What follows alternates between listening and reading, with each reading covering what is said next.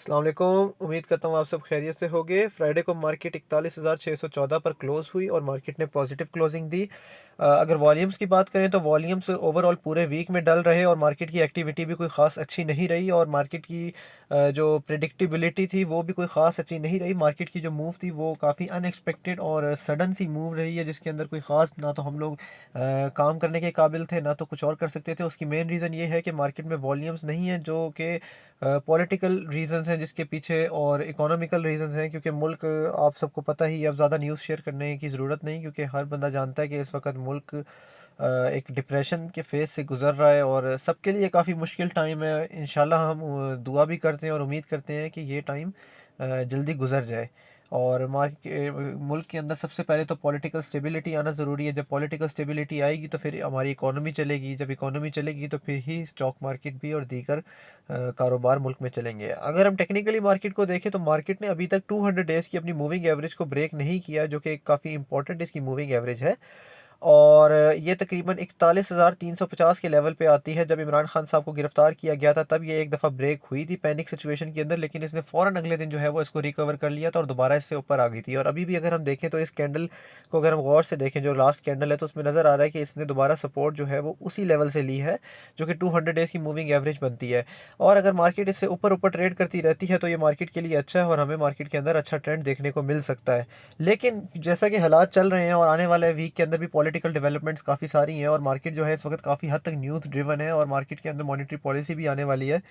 उसके अलावा और भी ऐसी चीज़ें हैं, जैसे कि आईएमएफ प्रोग्राम भी नहीं हुआ और बहुत सारे फैक्टर्स हैं जिनका अगर इफेक्ट मार्केट में आना शुरू होता है और पैनिक सिचुएशन मार्केट में बनती है, सेलिंग प्रेशर आता है, तो मार्केट अगर इसको ब्रेक कर देती है 41,350 को, तो फिर मार्केट जो है वो एक नए फेज़ में एंटर हो जाएगी और मार्केट मज़ीद नीचे जाने का गैप क्रिएट कर लेगी।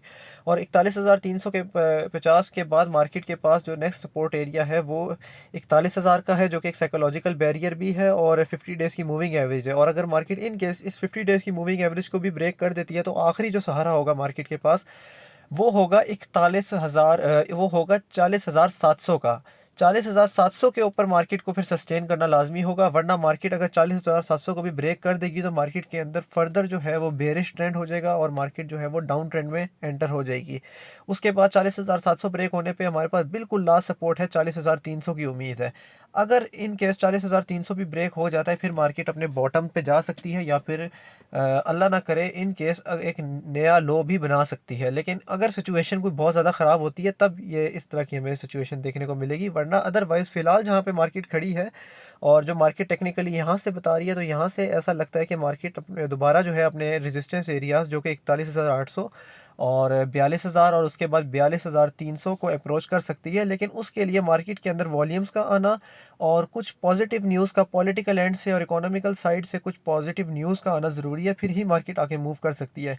अदरवाइज़ इस चीज़ की भी पॉसिबिलिटी है, अगर ना तो कोई नेगेटिव न्यूज़ आती है ना कोई पॉजिटिव आती है, कि मार्केट पूरा वीक जो है वो इसी रेंज के अंदर रेंज बाउंड होकर चलना शुरू हो जाए और मार्केट में वॉल्यूम इसी तरह हमें 100 मिलियन से कम ही दिखाई दे। इस चीज़ की भी मार्केट में पॉसिबिलिटी है।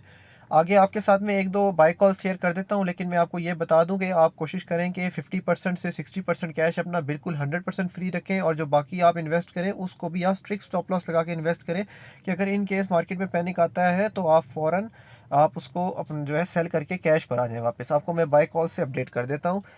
सबसे पहली हमारी जो बाय कॉल है वो है Pakistan petroleum limited. Pakistan petroleum limited एक बहुत अच्छी कंपनी है और इसके प्रॉफिट्स भी बहुत अच्छे हैं, लेकिन इसकी शेयर प्राइस जो है वो मार खाती है सिर्फ़ और सिर्फ सर्कुलर डेट की वजह से। और अगर हम इसके अंदर देखें तो इसमें जब भी रैली बनी है तो वो सिर्फ सर्कुलर डेट की वजह से बनी है। करंटली ये 60 से ऊपर की इसकी प्राइस है और मार्केट इसने जो है वो 58-59 के एरिया पे अपने आप को जो है वो रिबाउंड शो किया है और थोड़े से इसके अंदर बेहतर वॉल्यूम्स भी देखने को मिले हैं। हो सकता है, पॉसिबिलिटी हो सकती है, कुछ बातचीत चल भी रही है कि सर्कुलर डेट से रिलेटेड कोई ना कोई प्लान बजट के अंदर पेश किया जाए और अगर ऐसा कुछ किया जाता है तो उससे इसके शेयर प्राइस के ऊपर बहुत अच्छा इम्पैक्ट आएगा।